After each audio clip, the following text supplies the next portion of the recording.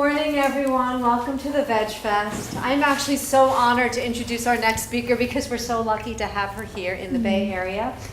Hope Bohanec is a nationally recognized leader and speaker here in the animal protection movement. She's the executive director of Compassionate Living, which is an animal advocacy vegan organization. And she also serves as the projects manager for United Poultry Concerns. Hope is the author of The Ultimate Portrayal, Is There a Happy Meat? And she also hosts and organizes many events and festivals here in the Bay Area. So please welcome Hope Bohanec. Thank you, Sherry. Thank you. All right. Yay, the Veg Fest! I love it every year. I've been coming to this Veg Fest for probably 20 years, maybe more, however long it's been going. So I always love it every year, and I'm grateful to be here presenting for you. So usually when we are talking, it seems to be rare in the Veg Fests and in vegan circles that we talk about fish. You know, it's really, fish are often this afterthought. I've been vegan 29 years, and I can't tell you how many times I've had people say things like, oh, I'm vegetarian, but I eat fish. Or, you know, I don't eat any meat or dairy, but I eat fish. You know, and so why are they this exception? What do people think fish are? Well, we're going to find out today. And I need to grab the little clicker here.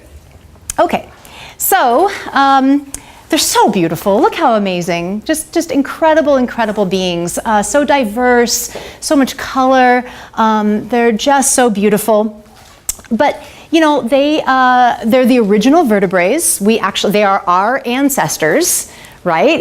We used to be all covered, the whole earth was covered with water. We were with them swimming in the ocean, and now we've all evolved to the numerous varied mammals and avians in the world, but they are our original ancestors, the original vertebrates. And because they're deep in the ocean and in water, they really don't have need for extensive, facial movements or eyelids or expressive mouths. They don't have a need for any of that, right?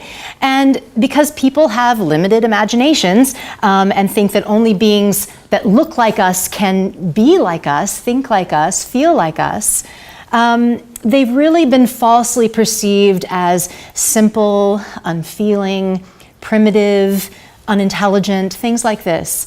But science is debunking all of that as we speak.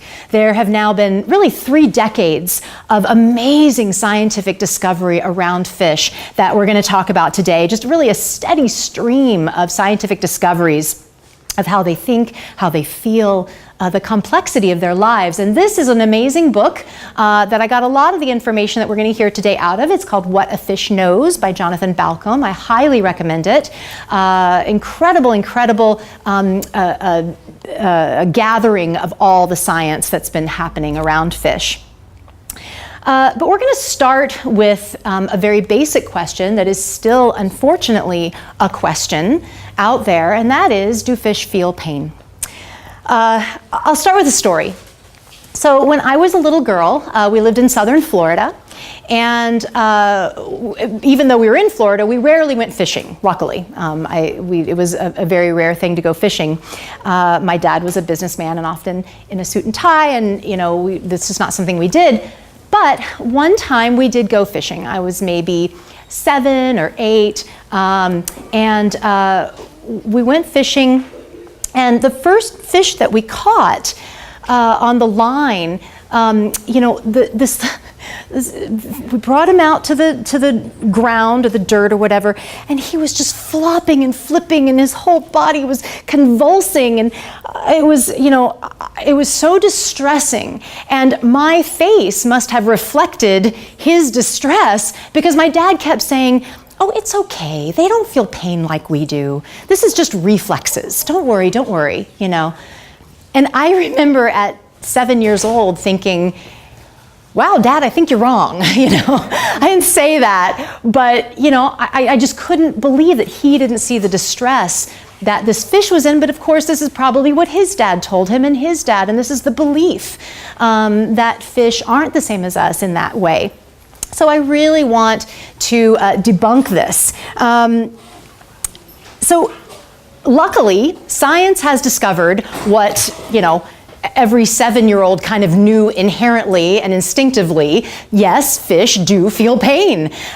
Both behaviorally and psychologically, the reactions to pain have been extensively studied, and I'm not going to go into the detail of these studies because it's horrible, the things that they have put these fish through, and I certainly don't condone doing these things to fish to find out about this, but because it has been done, I will talk about this, the research and the studies, because I'm hoping that what they endured will help us to gain empathy and understanding around them. So even though I don't condone what has been done, I will talk about it for those reasons. Just a little disclaimer around research on animals. But fish have neurons which detect potential harm, high temperatures, pressure, cutting. When injured, fish produce the same naturally occurring opioids that mammals and avians do in their bodies that relieve pain. When injured, the brain activity is almost identical to mammals and avians. There is a cascade of electrical activity that rushes to the brain, and not only to the hindbrain and brainstem, which is what's responsible for the reflexes, but also to the regions of the brain that are essential for conscious sensory perception, which means that they are perceiving pain the same way that we do. Behaviorally, fish react the same way as most avians and mammals. They cease normal activities, they'll rub the affected area, they'll thrash about, rock from side to side, or possibly just go to the bottom of the tank and be still.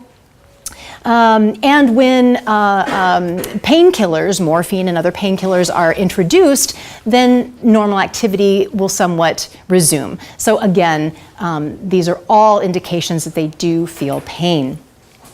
And so, the conclusions found that they absolutely respond to a varying degree of painful stimuli, burning, injury, cutting, chemical damage like acid, both physiologically and behaviorally. They're consciously experiencing pain. And interestingly, the scientific community is kind of waking up to this and taking notice and changing some of their rhetoric around it. And here from the Smithsonian Institution up here, we have a statement: the collective evidence is now robust enough that biologists and veterinarians increasingly accept fish pain as a reality. And then down here, the American Veterinary Medical Association, they put out guidelines for euthanasia of animals. And they updated their guidelines in 2013, and they said, suggestions that fin fish respond to pain merely represent simple reflexes have been refuted, Dad. The preponderance of accumulated evidence supports the position that fin fish should be accorded the same considerations as terrestrial vertebrates in regard to relief from pain. So, can we put this question to rest? Fish feel pain. So, and science pretty much has. I mean, it's kind of concluded now. And so actually they're moving on to more interesting things. They're moving on to studies about their lives, about their emotions, about their parenting, about all kinds of amazing things. And what they have found is incredible. Science discovered that fish are sentient and aware, communicative, social. They can be mischievous, they can be virtuous, they can use tools and innovate to solve puzzles, problems. They play, they engage in object play, solitary play, social play with each other, interspecies social play. And they have preferences for who they like to spend time with, who they prefer to partner with, even the foods that they prefer. Among the same species, there'll be different preferences for different food. There is so much individual, complex community happening down there that we just don't recognize because it's a little different. But in the same breath, it's so much like us. So let's see. Is parenting next? Yeah. parenting. So this is really interesting. You know, most people think that fish just lay eggs and go away, and then the little fishlings hatch and, you know, fend for themselves. And that is the case for some species. But actually, there are thousands of species of fish that offer some kind of, you know, parenting, protection, caregiving to their offspring. It's fascinating. And they go to great lengths, actually, to protect their eggs and offspring. Some species do have live birth as well. Sharks, stingrays have live birth. And eggs can be, it's just really extremely complex sometimes how they are protecting their eggs. They'll create little nests and shelters with sand or rocks or plant material. Some fish have a special saliva, and they build these little like bubble rafts around the eggs to protect them and to nurture them and you know, make them ready for hatching. And some also keep their hatchlings or the eggs in their mouths. And that's what we're seeing here. So if this was a video, what happened is mama here will open her mouth and all the little ones go bloop, like in the mouth really fast. And that's how they're protected. And with these fish, it's been actually studied that some of these fish, they'll still eat, but they let the babies eat all the food, and they'll lose a huge percentage of their body weight, you know, sacrificing for the babies and not eat the food themselves. So it's very sweet. And of course, this is also both genders. Males are often very involved. The seahorse is famous for keeping the babies in a pouch. So the mama hatches the babies go into a little pouch in the dad, and the dad protects them while they're developing. So that's very common. Not only in seahorses, but in other fish. So they really show great parental dedication and go to great lengths to protect their eggs and babies. Yeah, it's just fascinating stuff. And in that book, there's all kinds of examples and amazing stories. Okay, so some more amazing things that we're learning about fish. Memory. This is one of those that kind of needs to be debunked. Of course, there's the urban myth of goldfish only having a 3-second memory or whatever. Completely untrue. They have very extensive memories. All fish do. Fish will often avoid an area where they've been attacked by a predator, sometimes for up to years. They can learn and remember mazes and puzzles, and then the researchers will take those puzzles out of the area, and like 11 months later, they'll put the puzzle back in, and they'll just go straight right through because they've remembered. You know, they certainly have long-term memory. And learning. Okay, so I'm going to give another disclaimer here. Intelligence should never be an indicator of whether we should exploit an animal, whether we should protect an animal. Intelligence or any of these things that I'm talking about really shouldn't be the indicator. The indicator should be, do they feel pain? Do they experience suffering? Do they feel fear and anxiety? And we're going to talk about that too. Those should be the indicators. That said, we're learning some really amazing things, and I think that it's important to look at these things because, you know, it draws us into their world, it gets us to know fish, and it's kind of flipping what we think we know on its head, and that's why I'm going to talk about this particular study. Okay, so researchers took 2 plates of food, identical amounts of food, identical food. The only difference was that one plate was red, one plate was blue. Okay, so an animal comes in, and if they start eating on the red plate, the blue plate gets taken away. But if they start eating on the blue plate, then they leave both plates and they get double the amount of food. And of course, we always want more food. So it's a puzzle that they have to figure out by trial and error. Okay, so interestingly, they gave this puzzle to capuchin monkeys, orangutans, chimpanzees, and fish. Guess who figured it out fastest? The fish. The fish figured it out 45 times. It took them 45 trials on average to figure it out. It took the monkey species up to 100 tries. It's almost double the amount of time. And for chimpanzees, some of them never figured it out. But the fish always figured it out. So it kind of flips what we think we know on its head, right? And this is a quote from Jonathan Balcom's book about this study. He says, when fishes outperform primates on mental tasks, it's another reminder of how brain size, body size, presence of fur, feathers, or scales, our evolutionary proximity to humans, the animal's evolutionary proximity to humans, is wobbly criteria for gauging intelligence. So, very interesting stuff. Touch, fish, a lot of fish, not all fish, but some fish love touch. They're highly sensitive to touch and very tactile. Often there's videos of fish coming up to be petted in ponds, all kinds of videos. If you Google videos of divers and fish, it's amazing. These fish will just come up like they're having a little moment here. This is a wrasse, I think is the name of this kind of fish, and they grow to be really, really big, and they love to hug divers. So it's really a beautiful thing. And fear and anxiety. And I'm going to talk about this one because I think that this is important to our conversation, which ultimately is, should we be killing and eating fish? And it has been documented and scientifically confirmed that fish feel fear. They respond to dangerous situations the same as any animal by breathing faster, releasing distress pheromones. They show signs of panic. They may flee or freeze or try to look bigger or change color. They absolutely feel anxiety and fear. And they'll also avoid an area where they've had some kind of an incident of fear. So, again, that memory.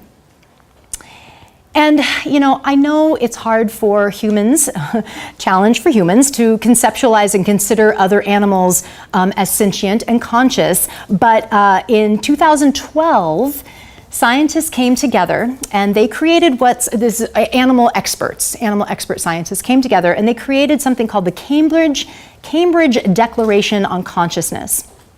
And it's stated really technically, so I'm just going to summarize it kind of here in layman's terms. And they include fish in this statement as well as non-vertebrates like octopus. And basically they say that consciousness is almost undoubtedly present in the animal kingdom. Emotion is almost undoubtedly present in the animal kingdom. Consciousness does not require a big brain or a backbone or vertebrae. So I want to tell a story about a little goldfish named Blackie. And this is not Blackie, this is a representation of Blackie that I found on the internet. But Blackie was a little wonky. He was born a little deformed. And he had a hard time swimming and kind of stayed near the bottom and didn't swim around much. And he had a tank mate named Big Red, who was a big red goldfish. And Big Red, whenever there was the feeding time, when feeding time came and the food was dropped at the top and floating down, Big Red would come around and he'd get under Blackie and lift Blackie up to make sure that he got fed first and make sure that he got plenty of food. So they'd swim in tandem and he'd help Blackie to get his food. And, the observer of this felt that it really could be described as nothing other than compassion and friendship. It's very sweet. So, fish think, fish feel, fish have their own lives. So I want to now switch gears and talk about fishing and how we kill fish in the ocean. The number of fish killed each year far exceeds the number of people who have ever existed on Earth. I'm going to read that again. The number of fish killed each year far exceeds the number of people who have ever existed on Earth. It is a bloodbath. It's estimated that 100 billion farmed fish are killed globally every year, and about another 1 to 3 trillion fish are killed in the wild, caught and killed in the wild.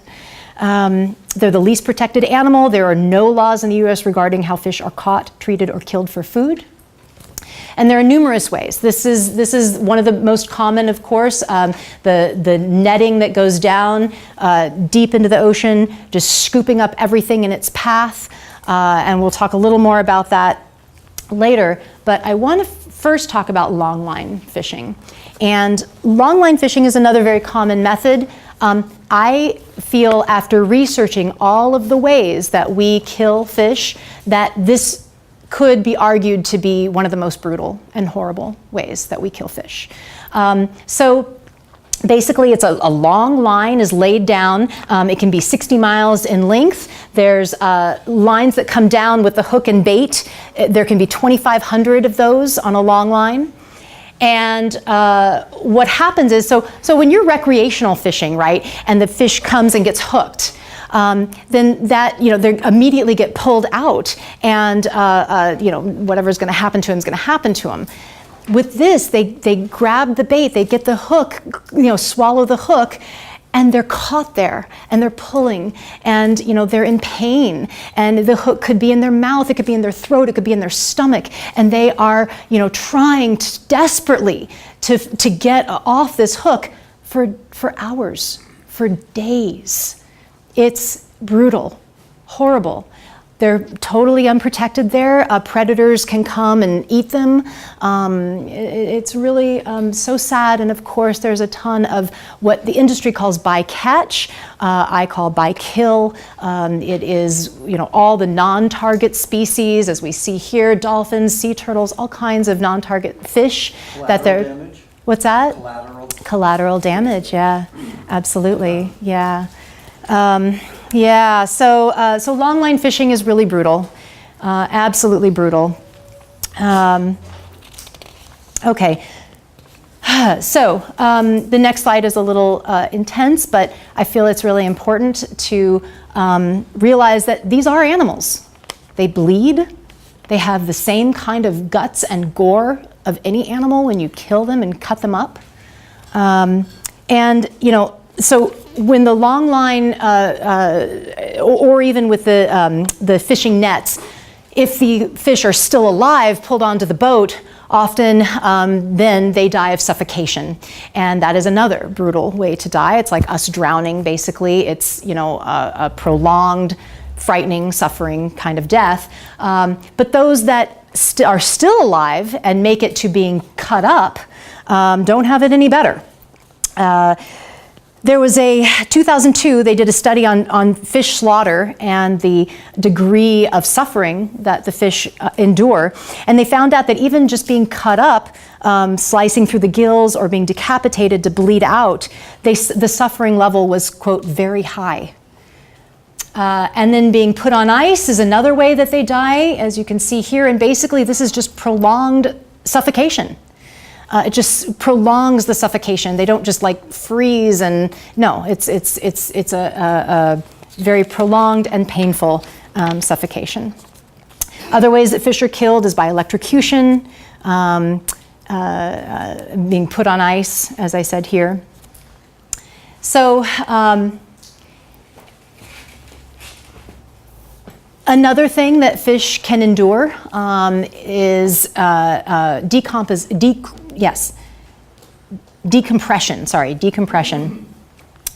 And so fish have these gas-filled bladders, some fish, not all fish. These are the deep-dwelling fish. Deep-dwelling fish have these gas-filled bladders, and they naturally can fill them and deplete them as they come up and down, from the depths, right, to give them buoyancy. But what happens in these situations where they're taking, these massive nets are going way deep down and pulling the fish up quickly, what happens is that the bladders can expand, inflate, they can explode. There's really horrible things that can happen. They can cause the other organs to erupt. And this is both commercially and recreationally, of course. And there's just this gruesome list. They've done a lot of studies around this. This is scientifically studied, this decompression. And there's just a gruesome list of what can happen. Esophageal inversion, where the esophagus turns inside out, comes out of their mouth. Bulging eyes from the socket. Arterial embolisms, hemorrhaging, organ tearing, damage to their bodies. Prolapse, where the rectum comes out of their bodies. It turns inside out. And just horrible ways to die. And now that we know they feel pain the same way we do. They have fear and anxiety the same way we do. How can we justify this? It's brutal. It's horrible. Okay, so there's also a huge problem with the fishing gear. Okay, the fishing gear now, guess what? It's plastic. It's nylon, which is a form of plastic. This is what is polluting the ocean of plastic. The non-target, well, everybody and other fish, but often marine mammals get caught. They're tangled, strangled. They're unable to swim properly. They drown. This fishing gear, and it's called ghost gear, that's just floating out there. So if one of the nets gets a tear in it, then they just cut the whole net and just throw it out to sea. They don't bring it in for some kind of proper disposal or whatever. It just goes out to sea, and it's just floating around everywhere.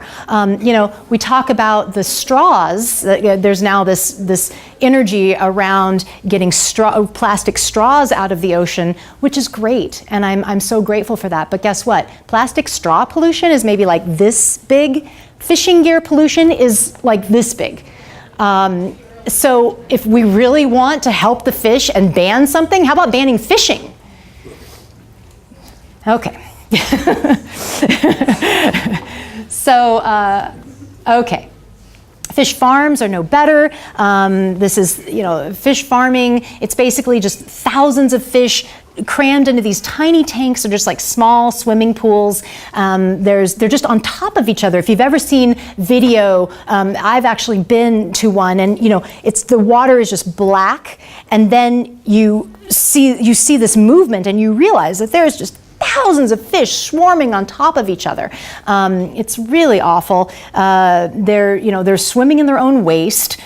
These places are just notorious for dumping an arsenal of chemicals and antibiotics and all kinds of stuff to try to keep the fish as healthy as they can before they go to slaughter. It's really horrible. Sea lice is a huge problem in these operations. Sea lice in the wild isn't much of an issue, but once you concentrate these animals like this, and the next, the lice can just hop from fish to fish to fish, it's really a problem. And sea lice, they will eat away the flesh, often around the eyes, it's just really awful. I just saw a video recently, and I'm trying to remember the name of the organization that released it, but they had video of this really severe fish with sea lice. And it's awful, and they know that it's going to be bad. So on fish farming, 10 to 30% is expected, an acceptable loss in fish farming. Horrible. It's awful. So this is incredibly interesting. We have now found that overfishing, or fishing to the degree we have, is hastening climate change. How this works is, for a millennia, we've had so many fish in the ocean, right? We've had billions of fish in the ocean. And the waste that combines with the water is actually a carbon sink. That's what's helping the ocean to be a carbon sink and take carbon out of our atmosphere, okay, to help with global warming, to take carbon out of the atmosphere. But now that we have fished the ocean so dramatically, and there's so few fish in the ocean, it's not the carbon sink that it was. So it's actually hastening climate change. It just shows how interconnected everything is, and how our actions can have catastrophic and detrimental impact. I think I'm out of time. Okay, really quick, I'll wrap up here. If you eat fish, I really hope that this was an inspiration to you, and I hope that you stop eating fish today. Let this day be an inspiration. Let this be the day that you never eat fish again. If you don't eat fish, that's awesome. Here's a way you can take it a step further. Reduce your plastic use. Please. I get so frustrated seeing vegans that are willing to be very staunchly vegan, and they're not really thinking about plastic, and they're just using tons and tons of plastic. So please try to be aware of that. It's so connected to the health of our oceans. There's a couple of awesome organizations that are national organizations that are actually dedicated to fish. Let Fish Live and Fish Feel. So please, check out their websites, go and like their Facebook pages, get more information and support them. And I'll just wrap up with this quote. A fish is an individual with a personality and relationships. He or she can plan and learn, perceive and innovate, soothe and scheme, experience moments of pleasure, fear, playfulness, pain, and joy. A fish feels and a fish knows. Thank you.